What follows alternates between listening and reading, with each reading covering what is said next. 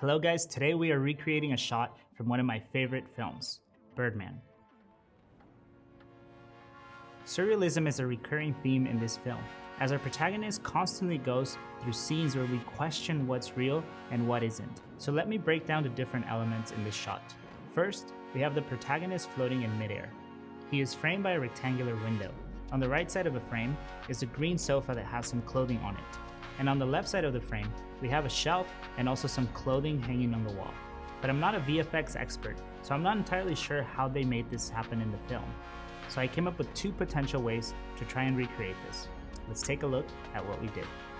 Even though the location didn't quite fully match the original shot, we had to make it work since we didn't have enough budget to rent multiple locations for each shot. While we were setting up the camera, Joseph brought in the props and the furniture and tried to arrange them in a way that would match the original look. Since the room we were filming in was full of white walls, we placed a 12 by 12 piece of black cloth behind us so that we could prevent the light from bouncing around as much. We started out with our first plan, which was to place our actor on top of a shelf that we covered with green cloth.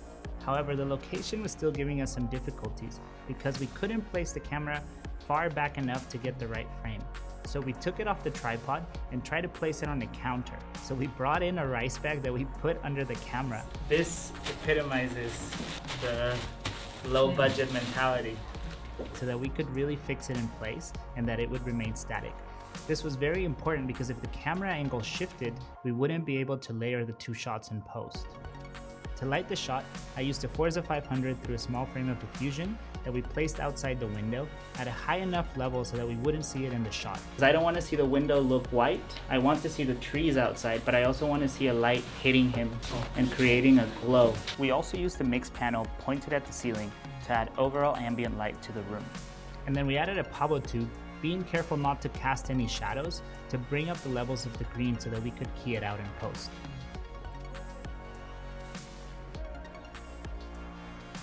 Once the lights were set, we rolled the cameras for about 15 seconds with our talent sitting on top of that shelf with the green screen cloth. After that, we removed both the talent and the shelf from the shot and we got a clean plate of the background so that we could layer that in post. At this point, we were ready to move to our second plan. So we brought in a green screen that we placed in the living room. To light it up, we placed two PavoTubes on either side of the screen. And to try and match the lighting from our previous shot, we brought in a Forza 300 and placed the light through a small frame of diffusion that we partially flagged off to cut off the light from the back of the actor. We also kept the mix panel that we were using from before. And once again, we used the PavoTube to light up the green shelf under our actor so that it would be easier for us to key out in post.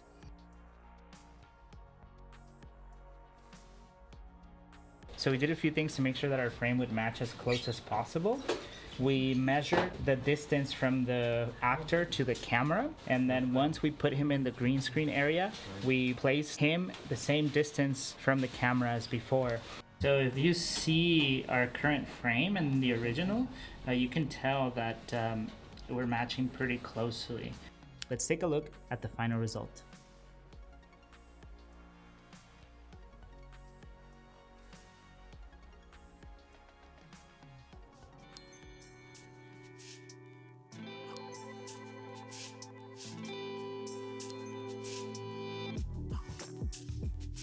In the end, we decided to use the second method because having the actor in front of a green screen made it easier for us to isolate him from the background, which meant we could add a little bit of movement to him so that it seemed like he was floating in midair. Let us know in the comments how you guys would have done it. And as always, make sure to subscribe to the Nanlite channel, leave us a like, and may the Forza be with you.